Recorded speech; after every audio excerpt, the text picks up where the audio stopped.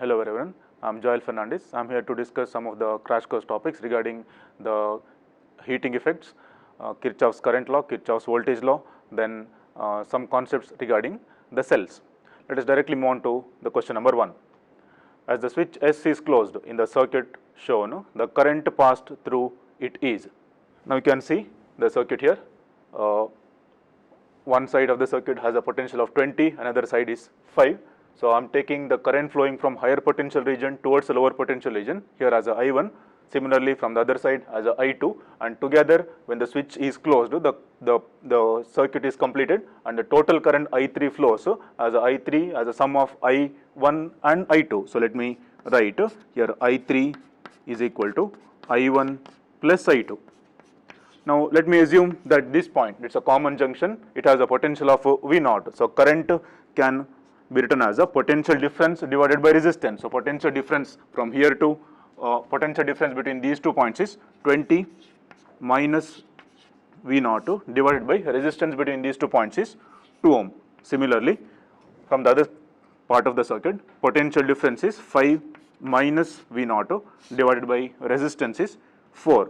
It's taken as a 5 minus V0, not V0 minus 5, because potential difference is taken along the decreasing direction of potential. On the other side, similarly, this potential here is V0, this is a ground, so potential here is 0. So I'm going to take the potential difference from V0 to the ground.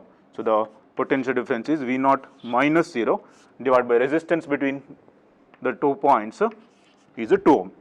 So let me solve it.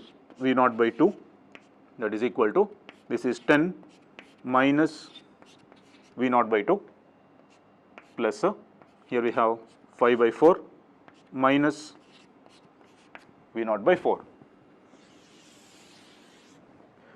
So take this V0 to the other side, that will become V0 plus V0 divided by 4. On the other side remains is 10 plus 5 by 4. So that becomes here 5 times V0 by 4. On the other side, this becomes 45 divided by 4. So if you solve this, you are going to get V0 is equal to 9 volt. But what we need is the current I3. When the switch S is closed, the current I3 is going to flow through this. That current is required. So I3 is equal to, from this we have I3 is nothing but V0 minus 0 divided by 2, that will give you 9 minus 0 by 2, or our correct choice becomes I3 is equal to 4.5 ampere. Let's move on to question number 2. A battery of EMF E produces current I1 and I2 when connected to external resistances R1 and R2 respectively.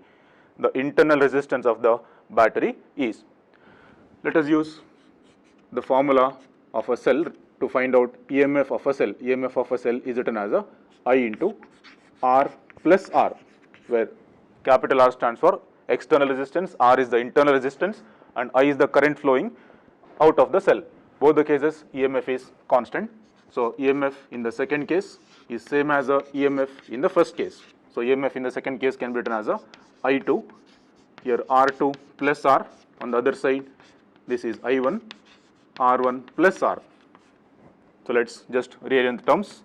I2 R2 plus I2 R, on the other side we have I1 R1 plus I1 into R. So I'll take this to the other side. So I2 minus I1 is common. Here I1 R1 minus I2 R2. So take it to the other side. Internal resistance becomes I1 R1 minus I2 R2 divided by, we have I2 minus I1. That gives you option number D as a right choice. To next question 3. In the given circuit, the resistance of the voltmeter is 800 ohm. Its reading is. So if you look at this voltmeter, it's given that its resistance is 800 ohm. It is not a ideal or it is not a good voltmeter. Its resistance is very less. It is supposed to be very high, but it is very low. Now, if you look at the circuit in the question, there are two resistors, 80 ohm and 120 ohm, both are in series. So total resistance becomes 200 ohm. So after simplifying it, I have written a new circuit. 200 ohm will be in series with the 40 ohm, and across this 200 ohm there is a voltmeter. So voltage across this voltmeter will be same as voltage across this 200 ohm resistor. So first let's find out how much is the effective resistance of this combination.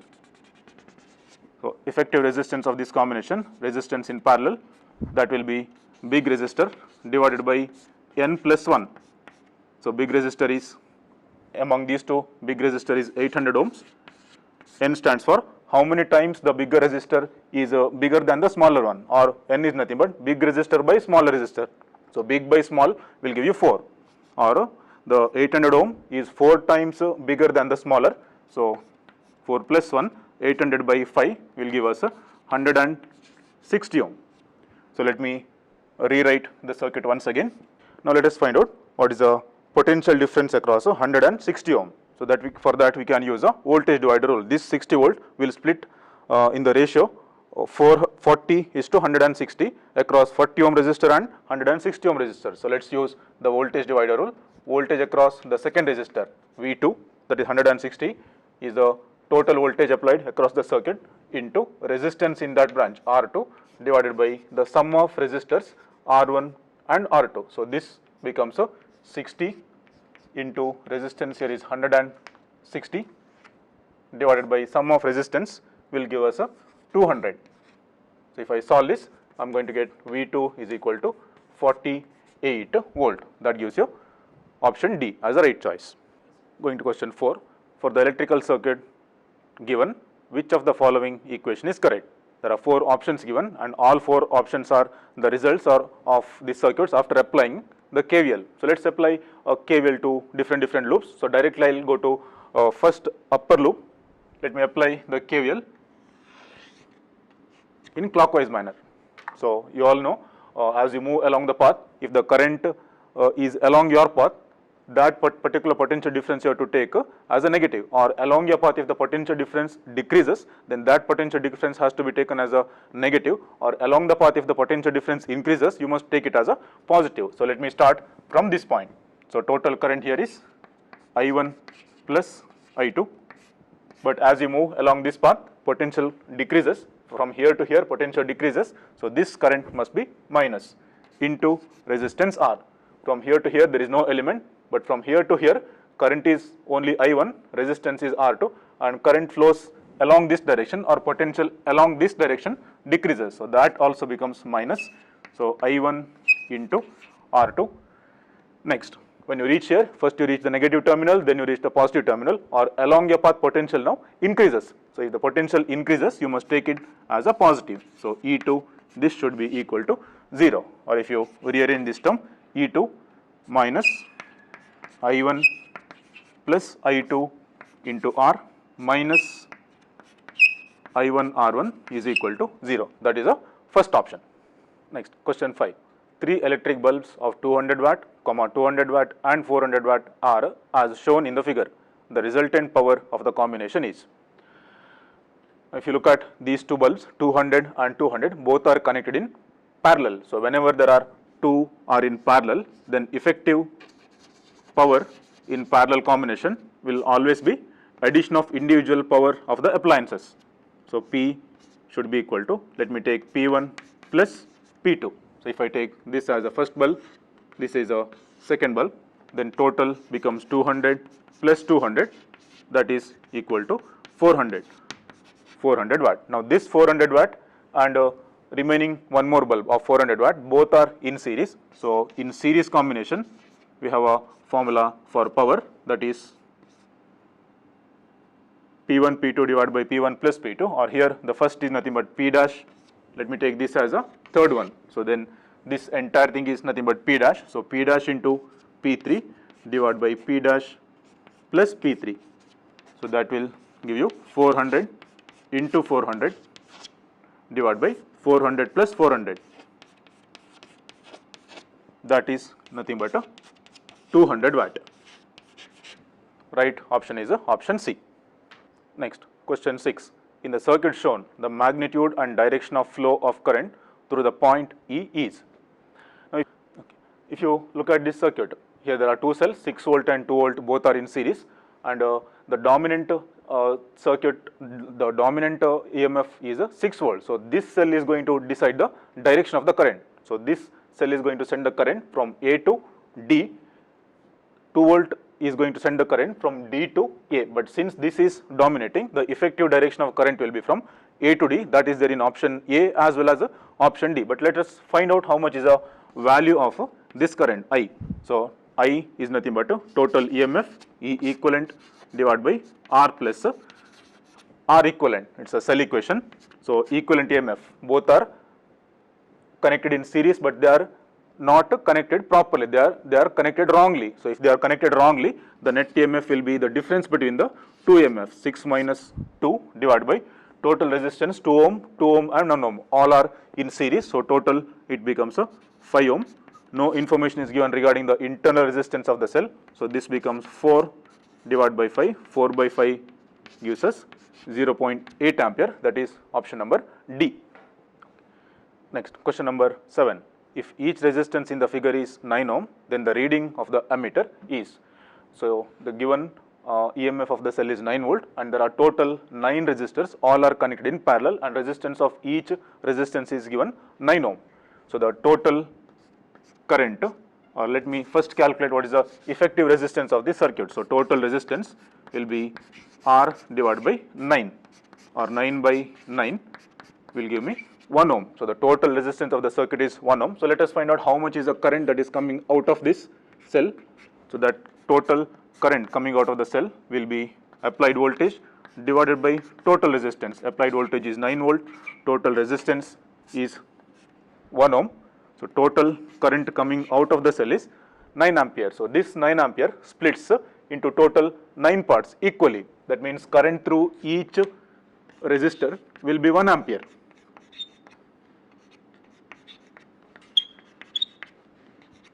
So current through each resistor is 1 ampere. So total 4 amperes are flowing in these first 4 resistors and remaining 5 ampere goes to the second part of the circuit. So this current going to the second part of the circuit is 5 ampere and passes through different resistors and once again comes back towards the negative terminal of the cell. So this current is also 5 ampere. The meaning is that ammeter is going to read total 5 ampere. That is option number A. Question number 8. Two metal wires of identical dimension are connected in series. If sigma 1 and sigma 2 are the conductivities of the metal wires respectively, the effective conductivity of the combination is. We have the formula for resistance. R is equal to rho L divided by A. So reciprocal of resistivity gives us conductivity. So therefore this can also be written as a L divided by sigma into A. And since the two wires are connected in series, the effective resistance R becomes R1 plus R2. So let's substitute for R1, that is L divided by sigma 1 into A plus here L divided by sigma 2 into A. But area of cross section is same, L is also same because the first line itself tells that the wires are identical. On the other side, when two wires are connected in series, so total length becomes 2L. So instead of L, I am going to substitute here as a 2L divided by sigma. Area of cross section still remains the same. So L by A is going to cancel out everywhere. 2 by sigma is equal to, we have 1 by sigma 1 plus 1 by sigma 2, or 2 by sigma is going to become sigma 1 plus sigma 2 divided by sigma 1 sigma 2. Take the reciprocal and take 2 to the other side. So sigma is going to become 2 times sigma 1 sigma 2 divided by sigma 1 plus sigma 2, that is option D. Next, question 9. To get maximum current through a resistance of 3 ohm, one can use n parallel rows of m identical cells connected in series.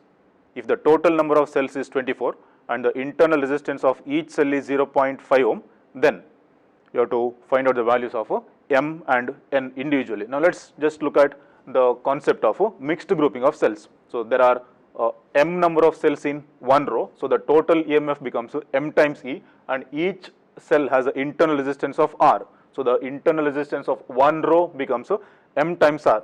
Such there are total n number of rows, and each row has a EMF of m times E, internal resistance of m times R. So let us find out what is the equivalent EMF. in this case, so EMF of each row is m times E, and that each row is now parallel to each other. So total EMF becomes m times E itself, whereas total internal resistance R equivalent. So one resistor is MR, that is parallel to MR, that repeats total n times. So the total equivalent internal resistance becomes m times R divided by n. So since there are m number of cells in each row and there are total n number of rows, so the total number of cells, let me take it as a n, that is nothing but m into n. So the current coming out of this combination through this 3 ohm resistor will be E equivalent divided by R plus R equivalent, or this becomes m times E divided by R plus R equivalent is m times R divided by n. Let me take it as some equation number 1.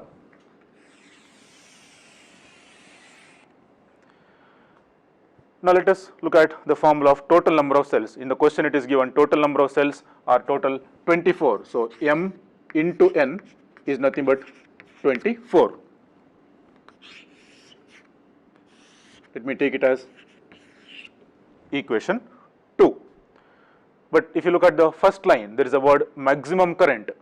So the condition that is required to have a maximum current through any external resistance is the external resistance should be equal to the internal resistance altogether of the entire combination of these cells, or internal resistance of all the cells together should be equal to 3 ohm. So for maximum current,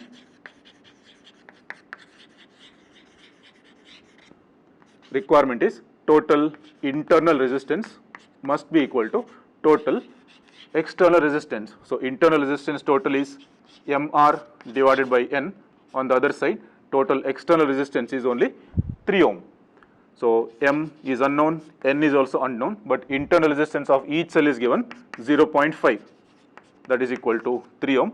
So that gives me M is equal to 6 times N. Let me take this as a equation number 3. Now take the ratio 3 divided by 2. So M will be eliminated, you get N is equal to 24 divided by 6N. So that is nothing but 4, N square is nothing but 4, root of N will give you N is equal to 2. So suppose N is equal to 2, substitute that in any one of the equation, I will substitute over here. If N is equal to 2, that implies M is going to become 12, that is option number D. Next, question 10. Carbon resistors used in electronic circuits are marked for their value of resistance and tolerance by color code. A given resistor has a color scheme of brown, red, green and gold. Its value in ohm is, so first color is given as a brown, brown stands for 1. Next color is given as a red, that stands for 2, into 10 to the power third color. 10 to the power third color is 10 to the power green, or green stands for 5, plus or minus remaining. The fourth band is gold, that gives us a tolerance of total 10%. So let me rearrange this, that will be 1.2 into 10 to the power 6 plus or minus 10%, that is option D. Next, question 11. If 6 ampere is the entering current, then the current I1 and I2 are. So if you look at the circuit, the left part of the circuit has 2 ohm and 2 ohm resistor in series, so total it becomes a 4 ohm, and current in that branch is I1. On the other side there is a 2 ohm, current in that particular branch is I2, and total current entering into this parallel combination of 2 resistors is a 6 ampere, and the same 6 ampere is going to flow out of this combination. So let us find out using branch current methods. So the current is going to branch here, so let us use the branch current method. I1 is nothing but main current into resistance of the other branch, that is 2 ohm, divided by, or let me write it as a R2, divided by total resistance R1 plus R2, or main current is 6 ampere into resistance of the other branch is 2, divided by 2 plus 4, that is nothing but 2 ampere. So if I1 is 2 ampere, I2 should be equal to total current I minus I1, or 6 minus 2 is equal to 4 ampere, that is option A. Next, Question 12. When a resistance of 2 ohm is connected across the terminals of a cell, the current is 0.5 ampere. When the resistance is increased to 5 ohm, the current is 0.25 ampere. The internal resistance of the cell is. There are two cases given. Let us use the equation of current coming out of the cell. I is nothing but E divided by R plus R. So the first situation is current is given 0.5, EMF of the cell is unknown, E divided by external resistance connected is given 2, internal is unknown. Let me take this as a equation number 1. The second situation is given, this 2 ohm is removed and 5 ohm is connected. Under that case, the current becomes 0.25 ampere. E once again unknown, which remains constant, never going to change for a cell. Resistance is 5 ohm plus R. Equation 2. I will go for equation 1 divided by 2. That gives me 0.5 by 0.25. That will be 5 plus R divided by 2 plus R. So 1 by 0.25 is nothing but 4. 4 into 5 will give me 2. I will just cross multiply this 2 plus R, on the other side 5 plus R. So 4 plus 2R, on the other side 5 plus R. So let me take R to the other side. R will become 5 minus 4. R is nothing but 1 ohm. That is option B. Next, question 13. In the circuit shown, the current through 2 ohm resistor is. So if you look at this circuit, there is a capacitor and the power source here is a DC power source, and capacitor always blocks DC. It allows only AC to pass through. That concept you have to make use of, or we can understand in one more way. Once the capacitor completely charges, it will not allow any charge to flow in this particular branch. So as a result, there will be no current in this particular branch, that you can simply delete. No current in this branch. So only current will be flowing in the remaining part of the circuit. So in the remaining part of the circuit, there are 6 ohm and 2 ohm resistors in series. 6 ohm in the remaining part of the circuit, there are 6 ohm and 2 ohm resistors in parallel. So resistance in parallel will be big, that is 6 divided by, it is 3 times bigger, 3 plus 1, or it is 6 by 4, or 3 by 2, that is nothing but 1.5 ohm. Now this total will be 1.5 ohm, that 1.5 ohm and 3.5 total, both are in series. So the total current will be voltage divided by total resistance. So total voltage applied is 5 volt, total resistance 3.5 ohm and 1.5 ohm, both are in series, 1 ampere. But this is not asked. What is asked is current through this 2 ohm resistor is asked. Once again we can use this total current entering this parallel, a combination of parallel resistors is total 1 ampere. So we need a current through this. Use once again branch current method. So current through 2 ohm resistor, main current is 1 ampere into resistance in the other branch, that is 6 divided by sum of resistors 2 plus 6. So that gives you 6 divided by 8. 6 by 8 is nothing but 0.75 ampere. That is option C. Next question 14. 64 cells each of EMF 8 volt and internal resistance 1 ohm are used in mixed grouping. They send maximum current through an external resistance of 4 ohm. The maximum current is. It's the same as question number 9. Given there are total number of cells m into n, that is nothing but 64. Let me take it as a equation number 1. And once again the last sentence of the question says the maximum current, and the condition required for maximum current is total internal resistance should be equal to total external resistance. This information is already given in the last sentence of the question. So internal resistance is nothing but mr divided by n. External resistance, let me write it as a r, and that is already given in the question.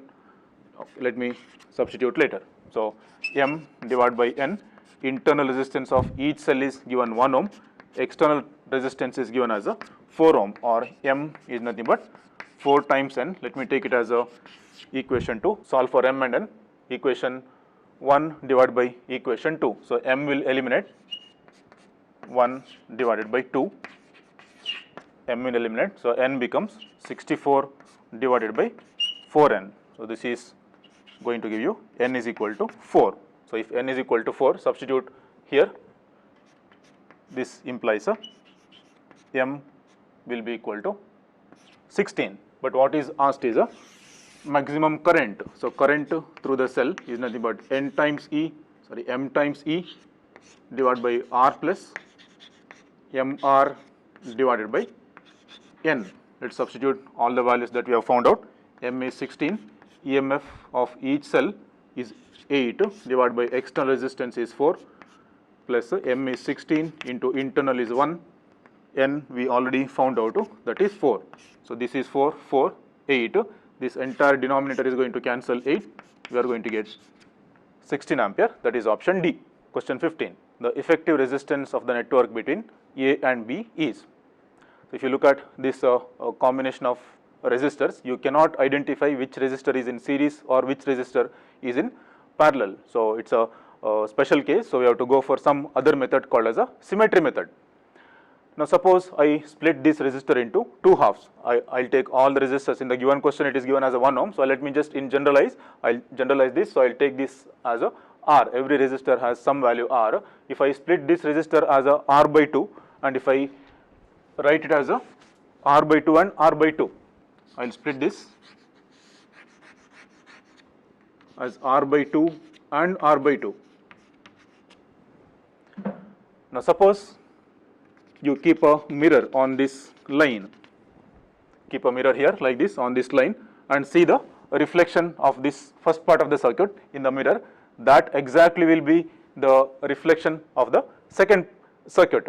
Or if you look at the reflection here of the first circuit, that will be same as the second circuit. The meaning is that about this line, the circuit is symmetric. There is a symmetry, and whenever there is a symmetry, we have many options. One thing is you can just this line is called as a line of symmetry. This is always a equipotential line. Potential at every point on this line will be same. So there are many options lying in front of us.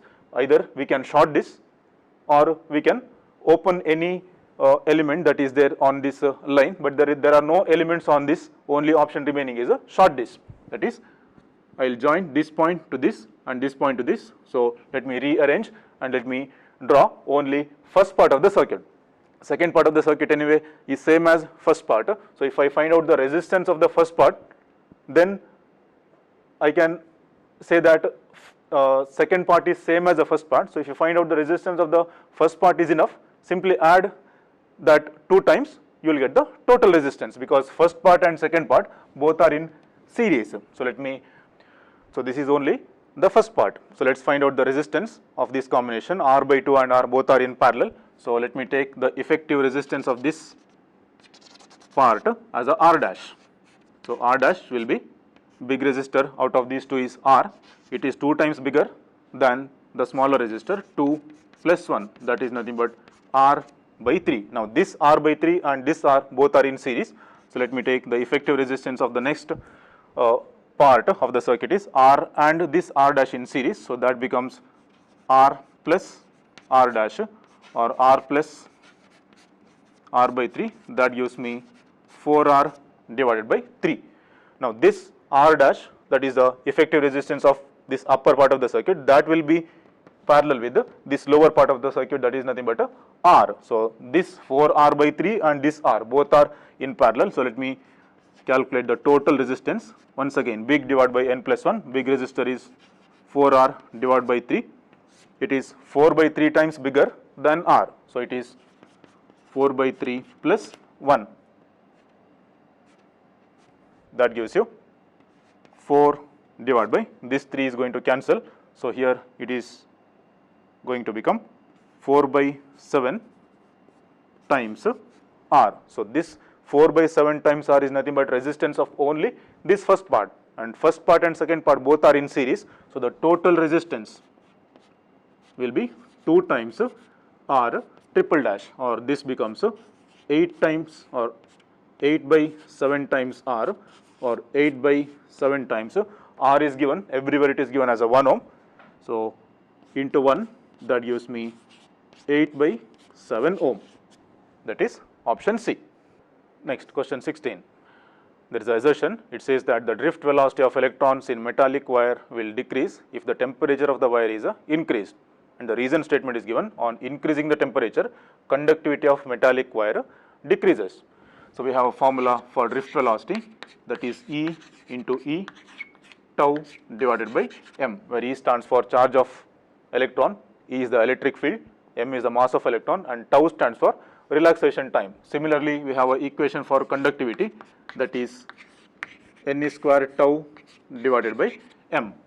So we have an equation for drift velocity, E tau divided by m, and equation for conductivity, n square tau divided by m, where this tau stands for relaxation time. Relaxation time is nothing but the average time between two successive collision, and that average time always depends on the temperature. As the temperature is more, relaxation time decreases. So hence, as the temperature is increased, drift velocity is going to decrease, as well as conductivity is going to decrease. That means statement, the assertion statement as well as the reason statement, both are correct, but there is no connection between drift velocity and conductivity. So correct option is option D. Next, question 17. Two cities are 150 km apart. Electric power is sent from one city to another city through copper wires. The fall of potential per kilometer is 8 volt, and the average resistance per kilometer is 0.5 ohm. The power loss in the wire is. So the power loss in the wire is given by the formula I squared into R, where I stands for wire, I stands for the current flowing in the wire, and R is nothing but the total resistance of the wire, both of which are unknown. We have to find out using the given data. Let's first find out what is the resistance of the wire.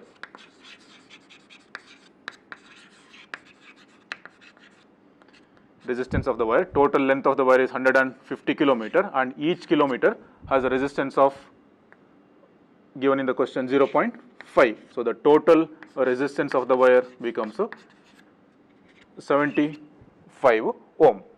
Now let us calculate what is the current through the wire. So I, current through the wire, is potential difference divided by resistance. So for 1 kilometer, the difference in potential is 8 volt, and for 1 kilometer, difference in resistance given, that is 0.5. That means 8 by 0.5 will give us 16 ampere. Substitute everything in power equation, that gives us 16 square into 75, that is 19,200 watt. That is option 4. Question 18. 5 cells, each of EMF 0.2 volt and internal resistance 1 ohm, are connected to an external circuit of resistance 10 ohm.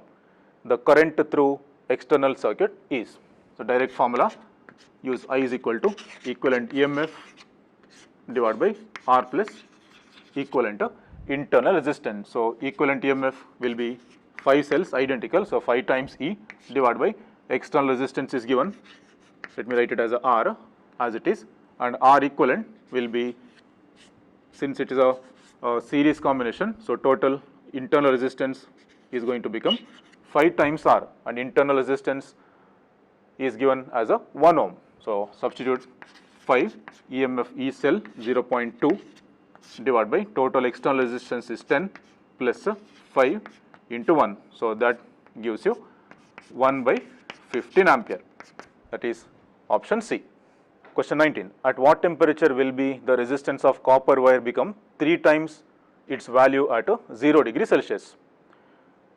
Inside the brackets given, the temperature coefficient of resistivity alpha is equal to 4 into 10 to the power minus 3 per degree Celsius.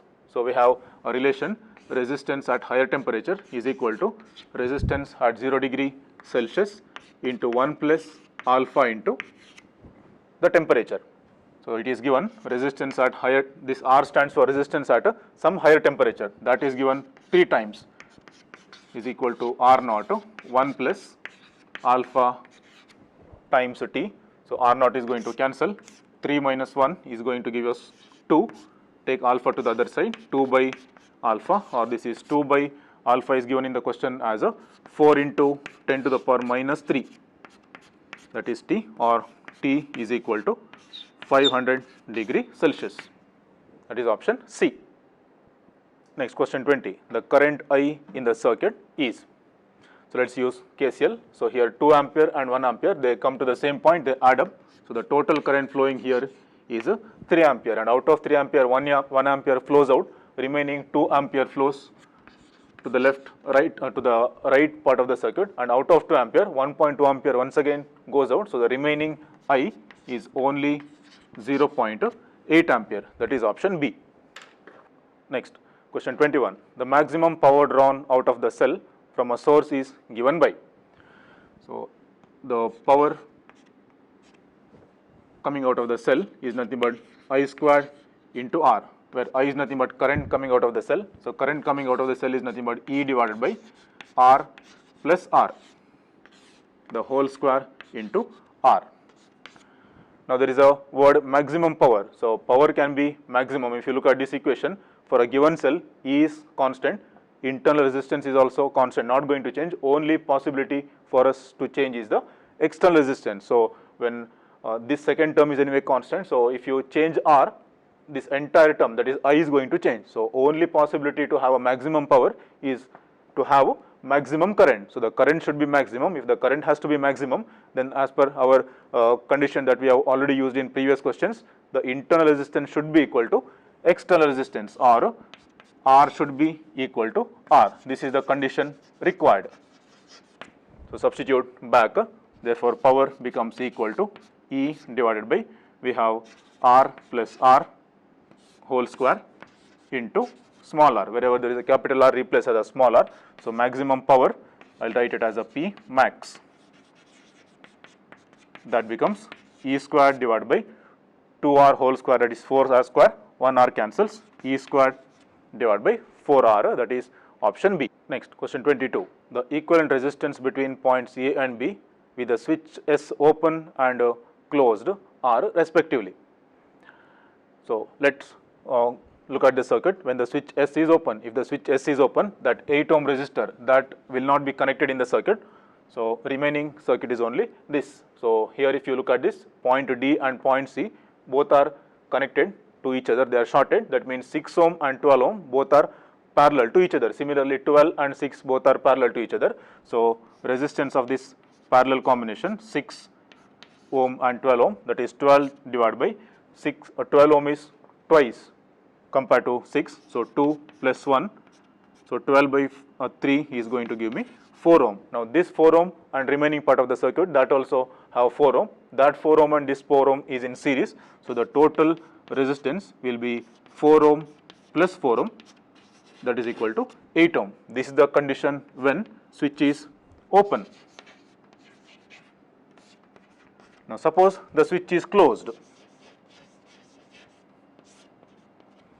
Suppose the switch is closed, so that 8 ohm resistor will be now connected from A to B. So I will write that like this. It's still one and the same. So already the resistance of this part is already 8 ohm. Now one more 8 ohm is connected in parallel to the previously calculated 8 ohm. So the total resistance becomes 8 ohm parallel 8 ohm. So the total resistance becomes R total becomes 8 ohm parallel 8 ohm. 8 ohm parallel 8 ohm is nothing but 4 ohm. That is option B. Question 23. The assertion statement says, in meter bridge experiment, a high resistance is always connected in series with a galvanometer, and the reason statement says that as resistance increases, the current through the circuit increases. So whenever a galvanometer is connected in any circuit, always a resistor, a high resistor is connected to it in series, just to prevent a large current entering into the galvanometer. Galvanometer is very, very sensitive. It can withstand a very small amount of current. So what is required is always a high resistance in series with the galvanometer. That means the assertion statement is correct. The reason statement says resistance increases, current through the circuit also increases. Not possible. As the resistance increases, current in the circuit has to decrease. That means the reason is wrong. That gives the right choice as option A. In the given circuit, the current I1 is. So to find out the current I1, we have to use the Kirchhoff's voltage law. Now before using Kirchhoff's voltage law, let us first identify different current in different parts or different branches of the circuit. I1 and I2 already marked in the question. So this total current should be equal to I1 plus I2. That splits as I1 and I2 in the remaining two branches. Now let us apply KVL in the top loop. I will apply the KVL like this in clockwise direction. So let me start from this point. So the current, as per our convention, the path and current both are in same direction. So that potential difference has to be taken negative. So minus 30 I1.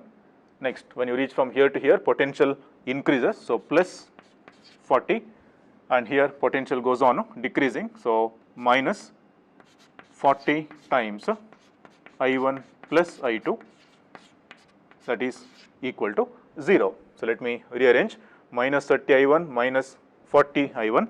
So that gives me minus 70 I1. Next, minus 40 I2.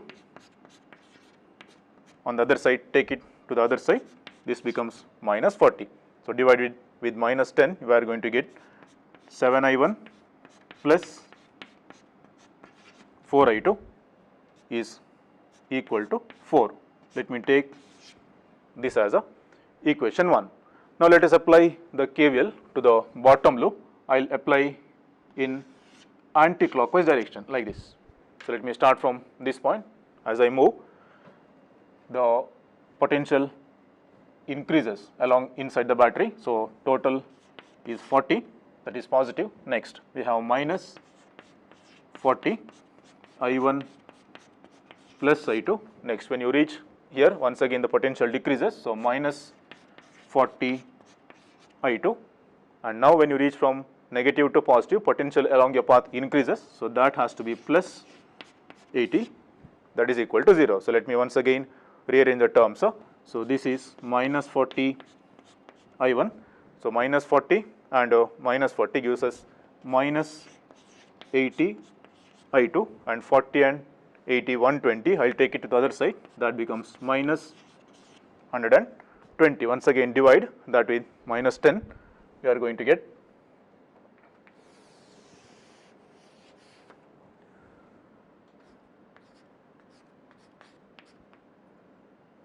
divide.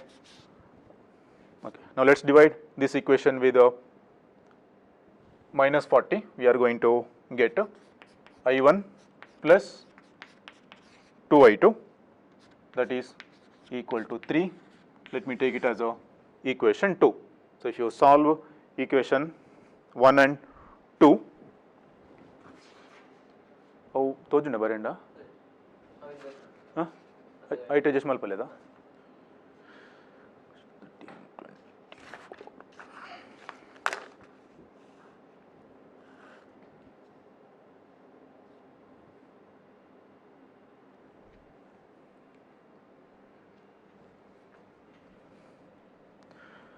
Okay, let's solve equation 1 and 2. I will multiply first equation. I will eliminate the coefficient here I2. So let's multiply equation 1 with the 2 minus equation 2 into 4. So that gives me 14 I1. Here it becomes plus 8 I2. On the other side it becomes 8. Next we have equation 2 here. Multiply that with the 4, that gives me 4 I1 plus 8 I2. On the other side we have 12.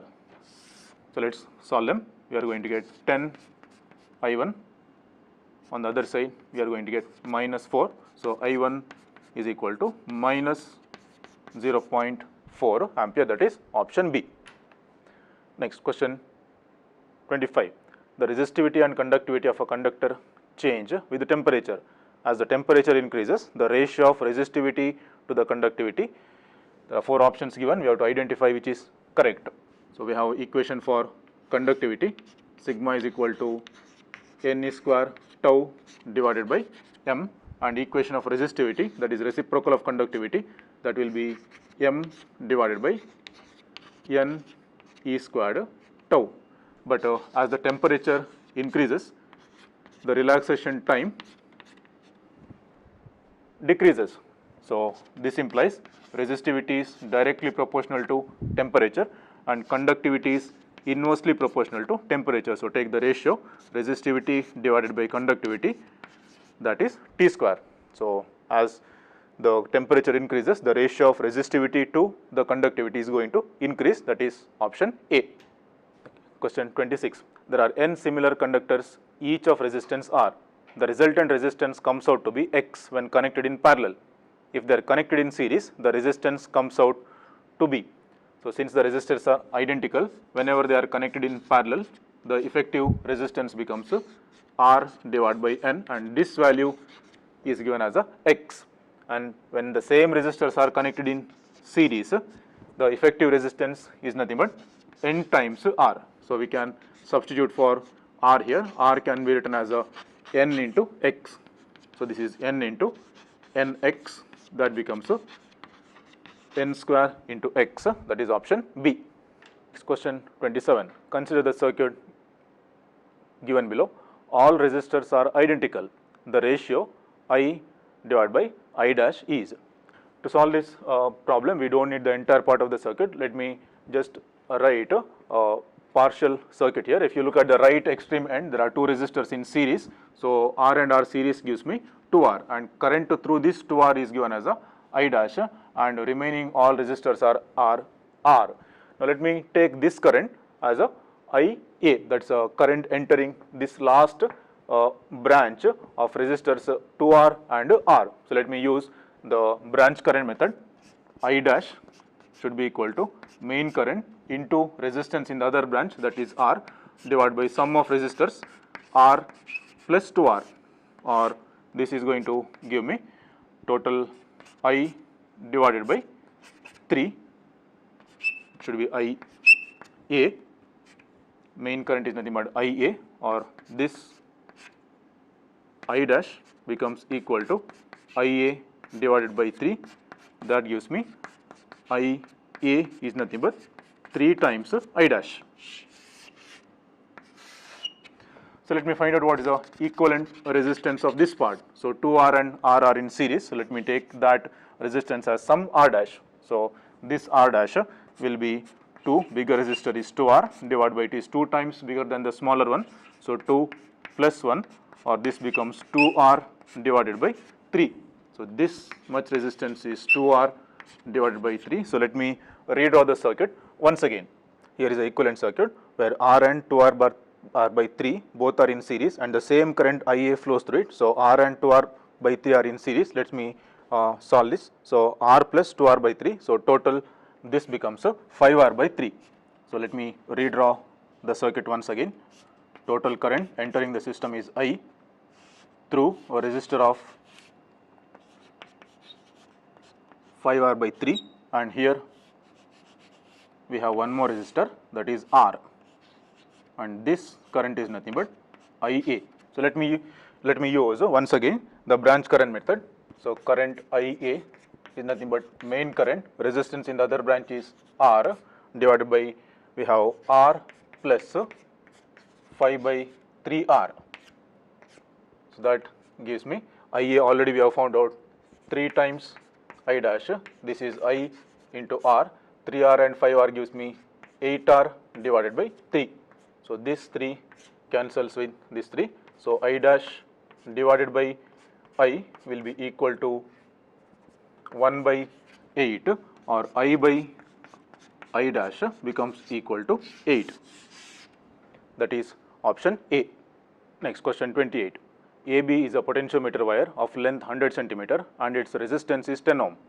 It is connected in series with a resistance of 40 ohm and a battery of EMF 20 volt and a negligible internal resistance. If a source of unknown EMF E is balanced by 40 centimeter length of the potentiometer wire, then the value of E is. So here A to B is nothing but a potentiometer wire. This upper part of the circuit is called as a primary and the lower part of the circuit is called as a secondary, and we have a balancing condition for the potentiometer. So whenever potentiometer is balanced,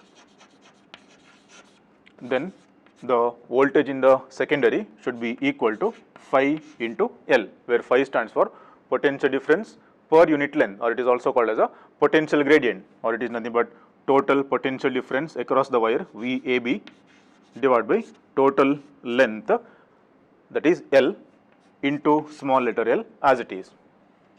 So potentiometer, the potential difference from A to B can be written as a current from A to B and resistance from A to B divided by L into small letter l.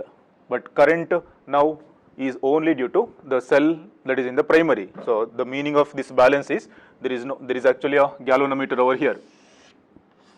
There is a galvanometer, and whenever the cell is balanced or whenever the potentiometer is balanced, the meaning is that the galvanometer is going to show zero deflection. So if it shows zero deflection, there is no current in the secondary part, there is a current only due to the primary part, and the cell that is responsible for the current is 2 volt, and the resistance of the circuit is this one resistor R, internal resistance of this internal resistance of this cell, and total resistance of this wire. That's what I am going to replace here. Current I will write as a EMF divided by the total resistance. So that is equal to, current can be written as a resistance or EMF in the primary circuit divided by total resistance in the circuit is, one is R external plus resistance of the wire, I will write it as a RAB plus internal resistor, all are in series, remaining I will write R as it is, RAB divided by L into L. So this equation is called as a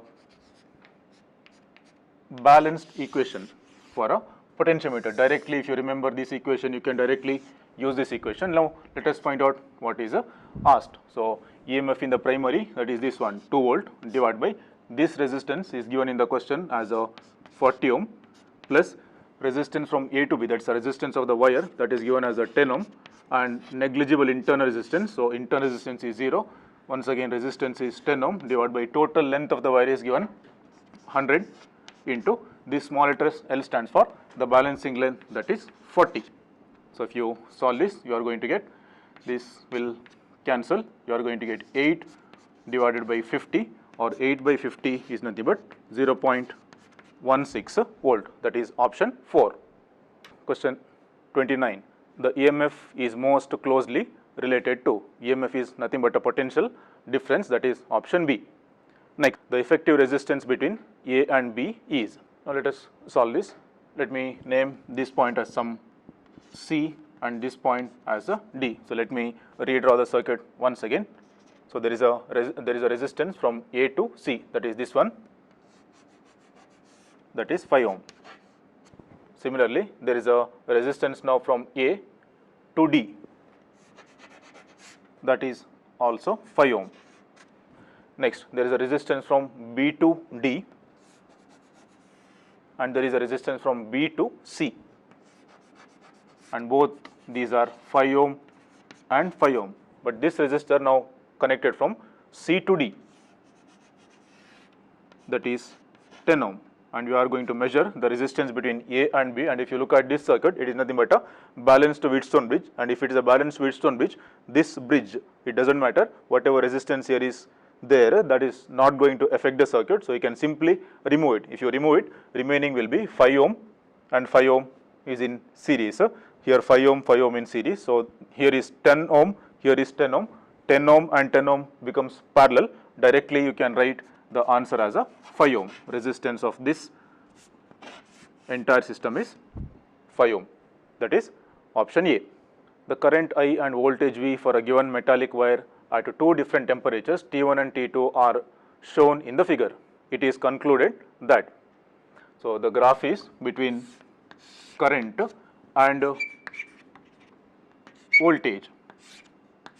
One is for T2, another is for T1. Now suppose I take the slope of this graph. Slope will be I divided by V. I by V is nothing but 1 by resistance, or resistance is now inversely proportional to slope. Let me take it as a equation 1, but resistance is directly proportional to temperature, equation 2. So from 1 and 2 I can say that temperature is inversely proportional to slope. So if you look at this line, this has a less slope. If this has a less slope, its temperature must be more. So option is option A. Next, question 32. When a current I is set up in a wire of radius r, the drift speed is Vd. If the same current pass through a wire of radius 2r, the drift speed will be. We have an equation. Drift speed is nothing but I divided by N E into A. But if you look at the question says that current flowing in both the cases is same. N is the number density of electrons, which is same for a given material. E is the charge of electron, that is also same. Or the drift velocity now inversely proportional to A. But A stands for area of cross section, that is proportional to r square, or drift velocity is now inversely proportional to r square, or square of the radius. So therefore Vd dash, that is a drift velocity in the second case, divided by drift velocity in the first case, that will be r dash, that will be r divided by r dash the whole square. Now if you look at the information, the radius in the second case will be 2r. So therefore Vd dash is equal to, we have 1 by 4 times Vd. That is option A. Next, question 33. A filament bulb 500 watt, 100 volt is to be used in a 230 volt to main supply. When a resistance R is connected in series, it works perfectly and bulb consumes 500 watt. The value of R is. So here the bulb is given. The power rating of the bulb is 500 watt and its voltage rating is given 100 volt. The meaning is, if the voltage across the bulb is 100 volt, then the bulb is going to work properly, or the bulb is going to consume only 500 watt power. If the voltage across the bulb is other than 100 volt, then the power consumed by the bulb will not be 500 watt. And the question says that bulb is working properly, that means the voltage across the bulb should be 100 volt. If the bulb has to work properly, voltage across the bulb has to be 100 volt. That means out of this 230 volt, remaining 130 volt must be dropped across this resistor R. So we have to find out the value of R so that 130 volt drops here. Now let us find out what is the current flowing through this bulb. So we have formula, power is nothing but V into I. So that implies current through the bulb is equal to power divided by V. Power is 500, voltage is 100, that means it is 5 ampere, and the same 5 ampere is going to flow through this resistor also. Therefore, let us find out what is the value of resistor. So the value of resistor R should be equal to V divided by I. V is 130 divided by 5, that gives us 26 ohm, that is option A. And 34. A copper wire of cross section area 2 millimeter square carries a current of 1 ampere and its conductivity is 6.25 into 10 to the power 7 Simon per meter. The electric field in the copper wire is.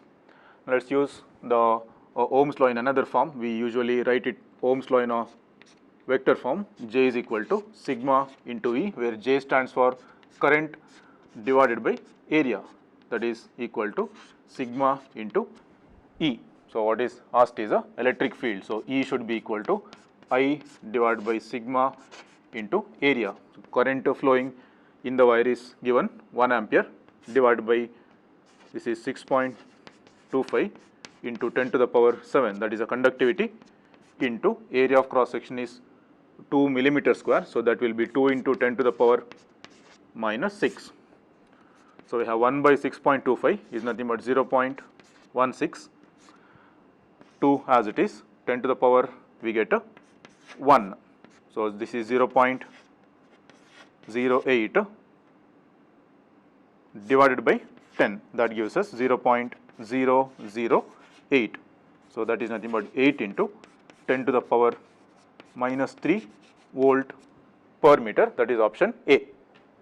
Next question 35. The circuit has two identical diodes and resistors. Then the current flowing in the circuit is. So here is the circuit. If you look at the circuit, look at the diode D2. Its cathode is connected to positive terminal of the battery and anode is connected to negative terminal of the battery. That means diode D2 is a reverse bias. It is not going to conduct. Hence, there is no current in this branch of the circuit. So you can just delete this part of the circuit. So remaining will be, if you look at this diode, its anode is connected to positive and cathode is connected to negative terminal of the battery. So this diode is going to conduct. So it behaves like a short circuit, and remaining part of the circuit is only 4 ohm and this 3 ohm in series. So the current will be equal to voltage divided by total resistance. Voltage is 12, total resistance is 4 and 3 in series, that is 7. So 12 by 7 gives us 1.71 ampere, that is option C. Next, question 36. A potential difference V is applied across a conductor of length L.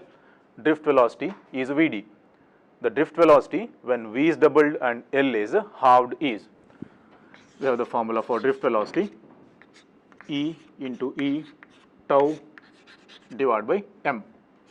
So this E by M into tau. The electric field can be written as a potential difference per unit length. So if you look at this, E is constant, M is constant, tau is constant. So drift velocity is directly proportional to potential difference per unit length. So therefore, if I take the ratio Vd dash divided by Vd, this will be equal to V dash by L dash into L divided by V. So this becomes equal to V dash, that is potential difference is doubled, and in the second case length is halved, that becomes L by 2. This is the first case, L by V. This gives us 4. So Vd dash divided by Vd is equal to 4, or this implies Vd dash, that is the drift velocity in the second case, will be 4 times drift velocity in the first case, that is option A. Next, question 37. In a potentiometer experiment, two primary cells are connected in series to support each other and then to oppose each other. The balance points are obtained at 5 meter and 1 meter respectively. The ratio of EMF of the two cells are.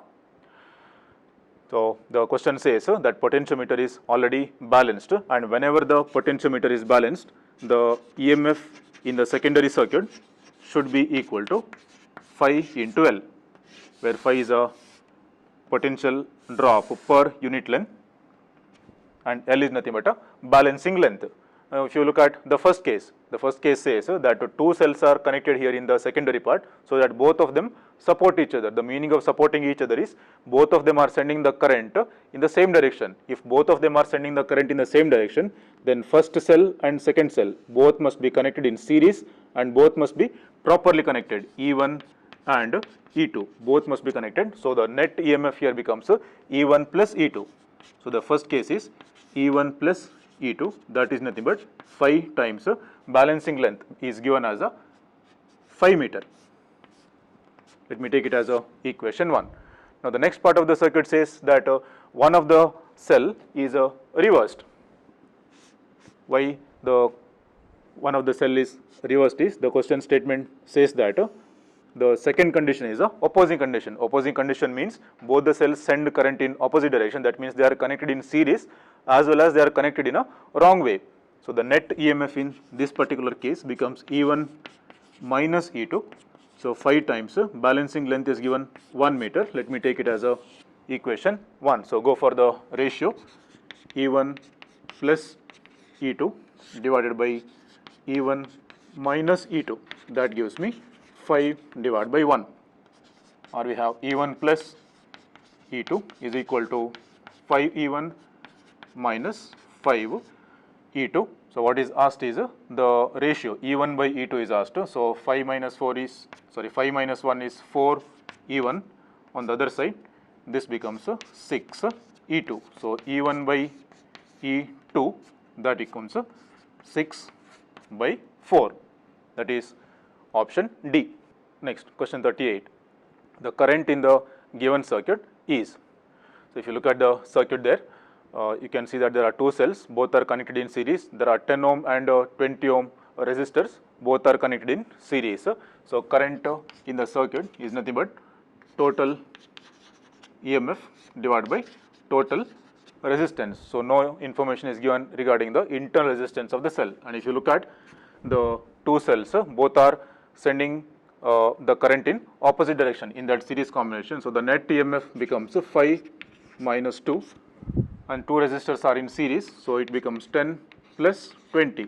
So 3 divided by 30 gives us 0.1 ampere as a right choice, that is option A. Next, question 39. Two bulbs, one of 200 watt and other of 100 watt, are connected in series with a 100 volt battery which has no internal resistance. Then, so the first option says current through 200 watt is more than 100 watt, and second says current through 200 watt is less than 100 watt. So first option and second option is not possible because both the bulbs are connected in series, and in series connection current through both bulbs must be same. So first option and second options can be ruled out. So the only possibility is third option and fourth option. So let's find out which is correct. Now if you look at these two bulbs, their power ratings are given 200 watt and 100 watt. So in our country the line voltage is 220 volt. So we have to assume that the bulbs are going to consume 200 watt and 100 watt only when they are connected to 220 volt. The meaning is that both the bulbs are designed to work at the same potential difference of 220 volt. So let's find out the resistance of the bulb. So resistance of the bulb is V squared divided by P, and since both are designed to work at same potential difference, this implies resistance of the bulb is inversely proportional to P, or this implies that resistance of 100 watt is more than resistance of 200 watt bulb. But the power consumed in a bulb or power dissipated in a bulb is given as a I squared into R. So I is same through both the bulbs, both are connected in series, or power consumed is directly proportional to resistance. So resistance of the 100 watt bulb is more than 200 watt. So the power consumed in the 100 watt bulb will be more than 200 watt bulb, that is option D. Next, question 40. Masses of 3 wires are in the ratio 1:3:5. Their lengths are in the ratio 5:3:1. If they are connected in series with a battery, then the ratio of heats produced in them will be. So heat produced in the bulb is nothing but power into time. So power is nothing but I squared into R into time. But the resistance is nothing but rho L divided by A. So rho is the resistivity, L area can be written as a volume divided by length, because wire is in a cylindrical shape. So area of cross section of a cylinder can be written as its volume by length, or this becomes rho L square divided by volume can be written as a mass into density. Now out of which rho is a property of the material which is constant, density is a property of the material that is also constant. That means resistance is directly proportional to L square divided by M. So if this is proportional to L square by M, then heat produced also is proportional to L square divided by M. There is a time factor also, but this time anyway, it may be 1 minute, it may be 1 hour, or it may be 1 day, or so on, which is same in all the cases. So since that time becomes irrelevant, or the heat produced becomes L square by M. So let's take the ratio H1 is to H2 is to H3. So given lengths are in the ratio 5:, so 5 square, and mass is in the ratio 1. Similarly, the second is in the ratio 3 square and mass is 3, and third one is 1 square and 5. So if I just multiply this with the 5, so this becomes 125 is to this is 3 into 5 is 15 into 5 and 5 is going to cancel, that is 1, that is option C. Question 41. When a Daniell cell is connected in the secondary circuit of the potentiometer, the balancing length is found to be 540 centimeter. If the balancing length becomes 500 centimeter, when the cell is short circuited with 1 ohm, the internal resistance of the cell is. So here is a potentiometer wire. So in the secondary part of the circuit, there is a cell of EMF E and internal resistance R, and that gives a balance point at a 540. Now the question says that one more resistor is connected in parallel. That's the meaning of shorted. This resistor is connected in parallel. Let me take it as some R. Now under this case, the balance point is found to be lesser, that is 500. That is because some of the current is now going to pass through this resistor. So the effective current available here is less. So this is the same procedure as that of to find out the internal resistance of a cell using a potentiometer. So let me directly use the formula. Internal resistance R is nothing but external resistance. We have L1 minus L2 divided by L2, where L1 is nothing but the balance point obtained in the absence of R, and L2 is nothing but the balance point obtained on the potentiometer wire in the presence of R. So this is given. External resistance is given as a 1 ohm. Balance point is, this is 540 minus 500 divided by 500. That gives you 4 divided by 50. That is nothing but 0.08 ohm. That is option A. Starts, the illuminance of the headlights decreases. This is because the first option says EMF of the battery decreases. EMF of the battery never decreases, it is constant. So first option is wrong. Second says that internal resistance of the battery increases. That is also a constant for a given cell. So second option is also wrong. Third one says current drawn from the battery decreases. Current drawn for a given load is always a constant. So C is also wrong. And fourth one says potential drop inside the battery increases. So how the potential drop is increasing is when you just start the car. There is a starter. That starter requires a current of about 100 ampere, which is a very large amount of current. So the most of the current, whatever is drawn from the battery, that goes to the starter. So the current available for the headlamps will be lesser. So they glow with a less illuminance. So as a result, what is going to happen is the potential drop inside the battery itself becomes more. So as a result, the option D will be the correct choice. Question 43. 6 resistors, each of resistance R, are connected to form a hexagon. The effective resistance between any two adjacent corners is. So there are 6 resistors which are connected in the form of hexagon. So these are the two adjacent sides between which we are going to find out the resistance. So if you look at these 5 resistors, all of them are connected in a series. So the total resistance that becomes 5R. Now this 5R and remaining 1R, that is connected in parallel. So this is A, here is B. So the total resistance in parallel, that is big resistor, is nothing but 5R divided by, it is 5 times bigger than the smaller one. So 5 plus 1, or this becomes 5R divided by 6. That is option A. Next question 44. A thick wire is stretched so that its length becomes 2 times. Assuming that there is no change in its density, what is the ratio of change in the resistance of the wire to the initial resistance of the wire? So whenever a wire is stretched, then the resistance of the newly stretched wire will be always be proportional to L square, where L is the new length. So therefore the new resistance R dash by R, that is equal to L dash divided by L whole square. So the question says that the wire is stretched so that its length becomes 2 times. So this becomes 2L by L whole square, or it is nothing but 4. So the new resistance R dash is going to become 4 times R. But what is asked is change in resistance per its original resistance, that quantity is asked, or what is asked is delta R divided by R. So delta R is nothing but R dash minus original resistance is R divided by original resistance. So this is nothing but 4R minus R divided by R, that gives us 3:1. That is option C. Question 45. The current through a bulb is increased by 1%.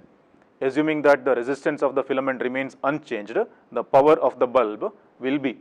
the power of the bulb is given by the formula I squared into R. Now let's do the error calculations on both the sides. R is given constant, so delta P, that's a percentage change in power, should be equal to 2 times delta I divided by I. So this is 2 times, so the current changes by a percentage of 1%. So the power is going to change by a percentage amount of 2%, that is option C. Next, question 46. Copper and silicon is cooled from 300 Kelvin to 60 Kelvin. The specific resistance, if you look at this copper is nothing but a metal, and in case of a metal, resistance is directly proportional to temperature, whereas silicon is a semiconductor, so resistance of the semiconductor is inversely proportional to temperature. So as you cool copper, its resistance is going to decrease, and as you cool down the silicon, its resistance is going to increase, that is option A. 47. A material B has twice the specific resistance of A. A circular wire made of B has twice the diameter of a wire made of A. Then the two wires have the same resistance.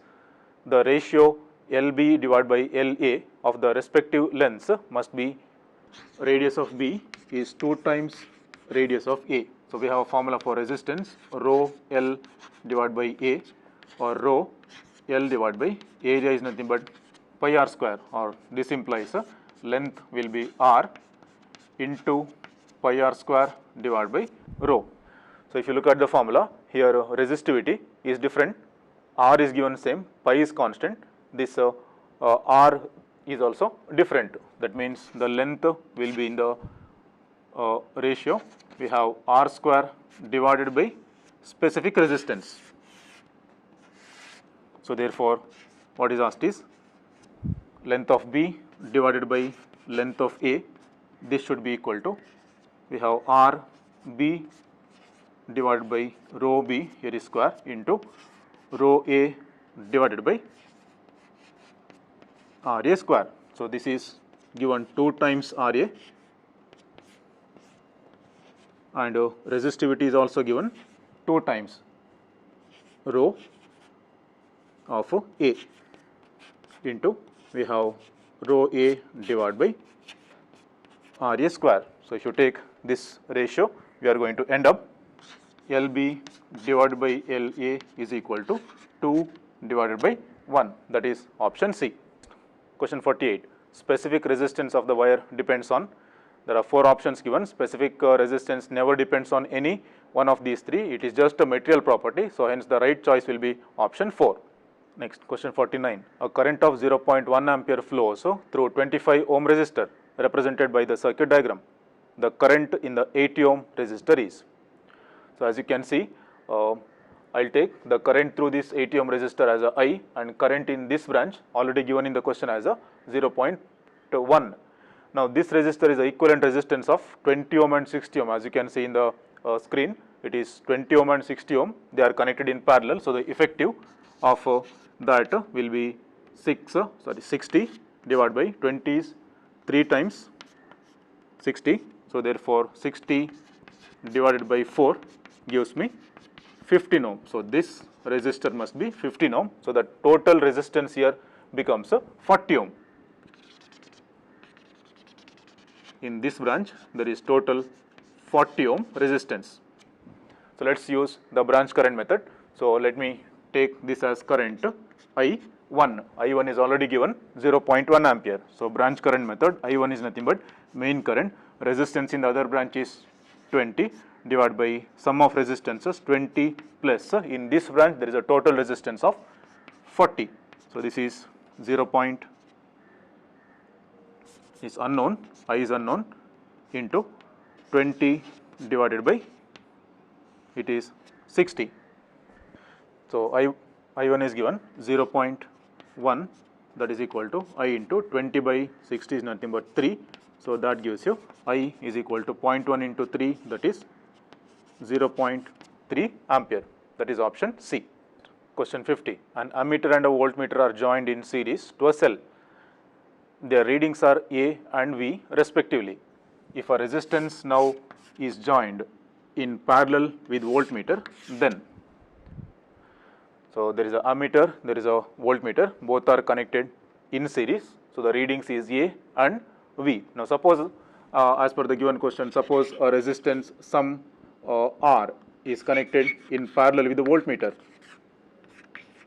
So the effective resistance in this branch is going to reduce, or the entire resistance of the circuit is going to decrease. So if the entire resistance of the circuit is going to decrease, current in the circuit will increase. So as a result, ammeter will show now more readings, and since the resistance in this branch decreases, voltmeter is going to show now less reading. So A will increase and V will decrease. That is option B. Next question 51. The power dissipated in the circuit shown in the figure is 30 watt. The value of R is. So here is the circuit. The total resistance here is R and 5 ohm are in parallel. So the total power dissipated, power is nothing but V squared divided by total resistance of the circuit. So V is nothing but 10 divided by, we have total resistance R and 5 are parallel, that becomes 5R divided by 5 plus R. So here power is already given 30. So 30 into 5R divided by 5 plus R, that will be equal to 100. So this gives us R is equal to 10 ohm. That is option C. Next 52. The length of the conductor is halved and its conductivity will be. There are four options. Given, but conductivity is purely a property of the material. It does not depend on dimension of the material. So the right option is option B. Next 53. Maximum power developed across resistance R in the circuit is. So as you can see, I just interchange this branch with this branch. It doesn't matter. Both the branches are parallel to each other. Now if you look at this, these two cells are identical. Their EMFs are same. Their internal resistance are also same. So the equivalent EMF is nothing but 10 volt itself, and internal resistance equivalent to parallel to, that is nothing but 1 ohm. 2 ohm parallel 2 ohm will give you 1 ohm, and the formula for maximum power is nothing but E squared divided by 4 times R, and since there are more than 2 cells, we always write E equivalent. So E is nothing but 10 divided by 4 times 1, that gives us 25 watt, that is option A. Next question 52. A current of 2 ampere flows in a system of conductors as shown. The potential difference VA minus VB is. So we have been asked to find out the potential difference between this point A and point B. So for that, what we'll do is we first find out the potential at A and potential at B. Now look at the current. The total current entering the system is 2 ampere, and the resistance above this level is 5 ohm. Below this also 5 ohm. So 5 ohm are in parallel. So this current is going to equally split. So since it is going to equally split, the current in this branch will be 1 ampere. In this branch also current is nothing but 1 ampere. And that 1 ampere joins once again to form a 2 ampere of current, which is going to flow out of this parallel branch. So let's calculate the potential difference between VD, a potential difference between D and A. So I'll call that potential difference as a VD minus VA, and I'm going to calculate it in the decreasing direction of potential. Potential at D is more, potential at A is less. That is because current is flowing from D to A. So I'm calculating the potential difference between higher potential point towards a lower potential point. So potential difference can be written as a product of current and voltage. So current here is 1. So the potential difference can be calculated as a product of current and resistance. So current in this part of the circuit is 1 ampere, and resistance of this is nothing but 2. Similarly, the potential difference between D and B, I will call it as a VD minus VB. This is nothing but current is 1, but resistance is 3. Now let's solve these two equations. Just multiply with negative everywhere. So this becomes a VD, and VD is going to cancel out. We are going to get a minus VA plus VB is equal to minus 1.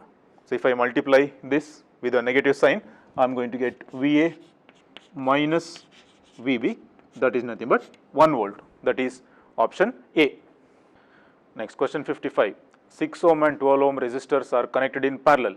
This combination is connected in series with a 10 volt battery and 6 ohm resistor. What is the potential difference between the terminals of a 12 ohm resistor?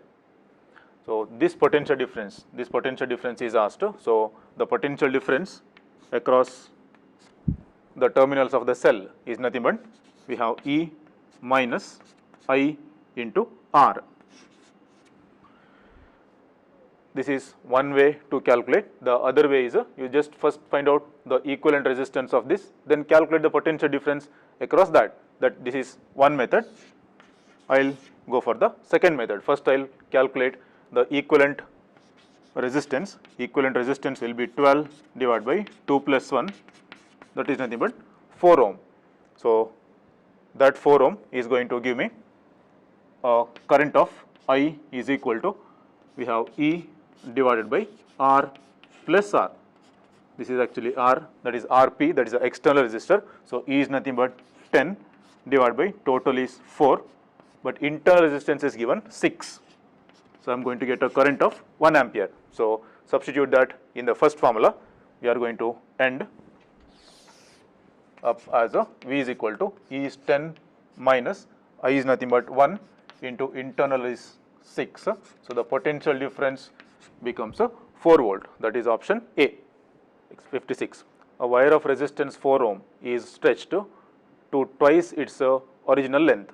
The resistance of the stretched wire would be, we have resistance of a wire is nothing but rho L divided by A, or this is rho L divided by area of cross section. It's a wire is nothing but a cylinder. Area of cross section of a cylinder can be written as a volume divided by length, or resistance can be written as a rho L square divided by volume. So whenever you stretch a wire, its length is going to change, but the total volume always remains constant. So volume is constant, resistivity is constant. So during stretching, resistance is directly proportional to L square.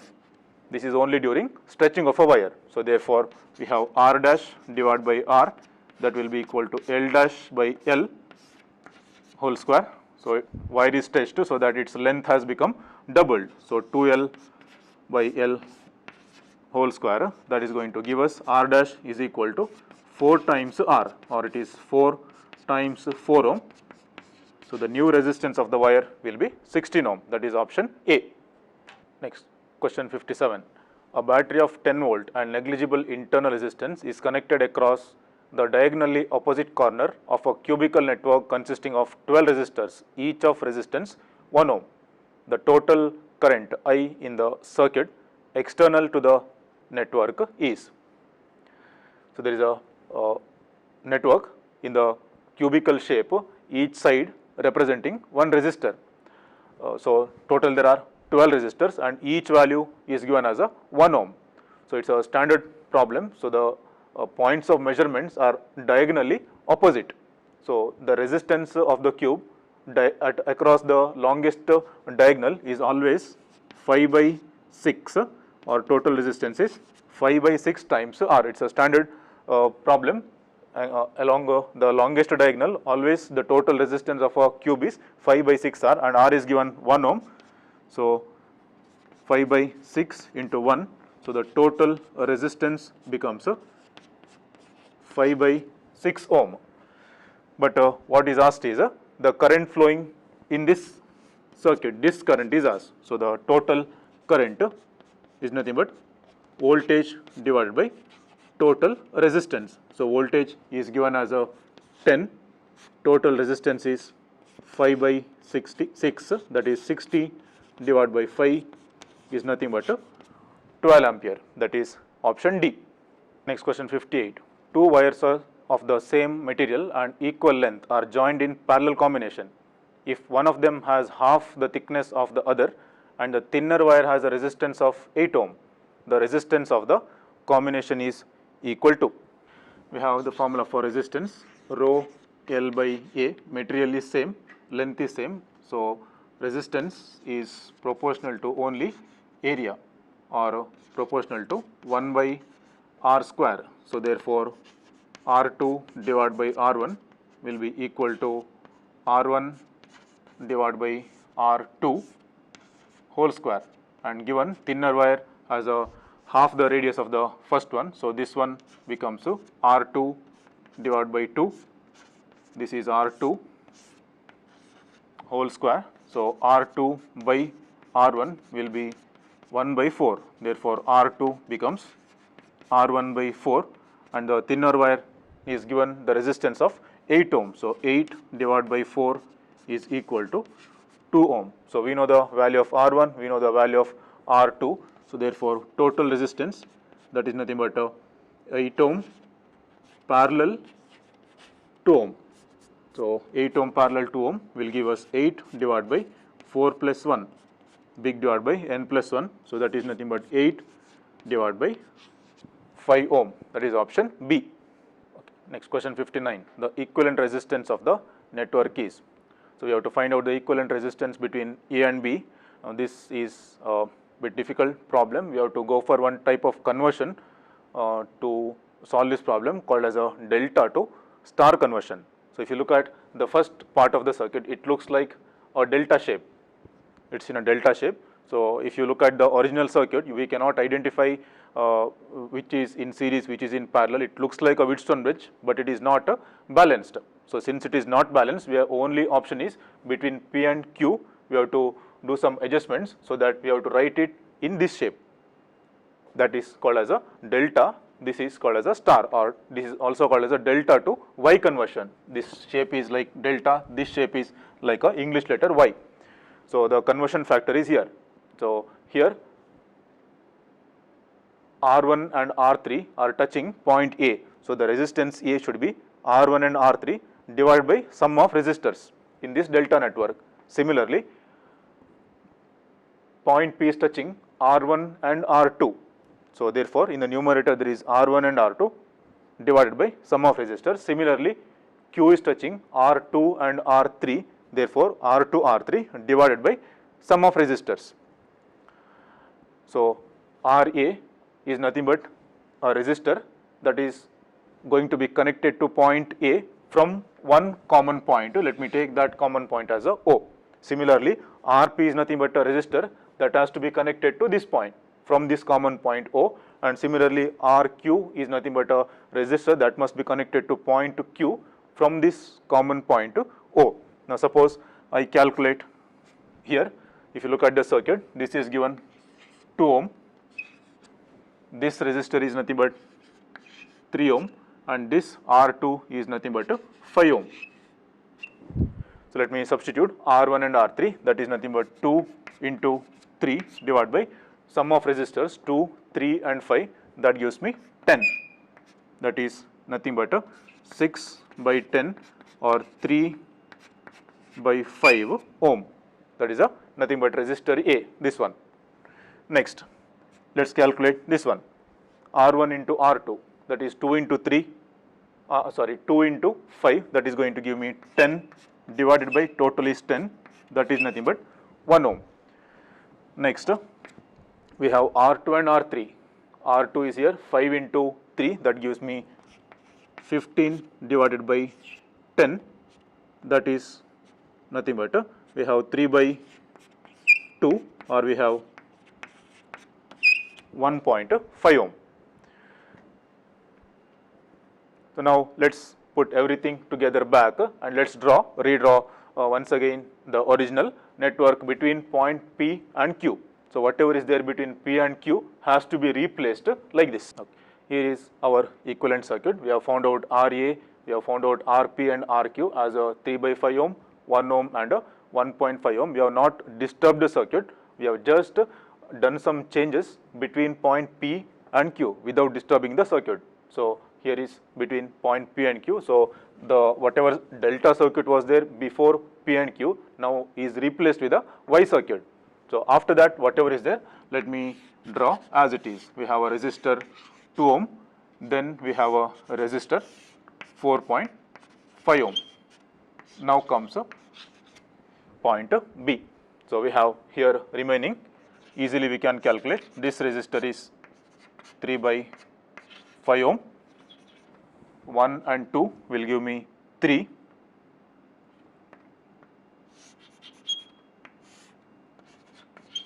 now 1.5 and 4.5 gives 6.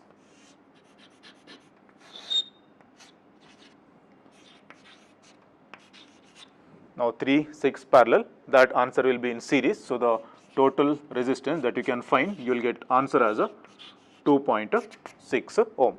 That is option A.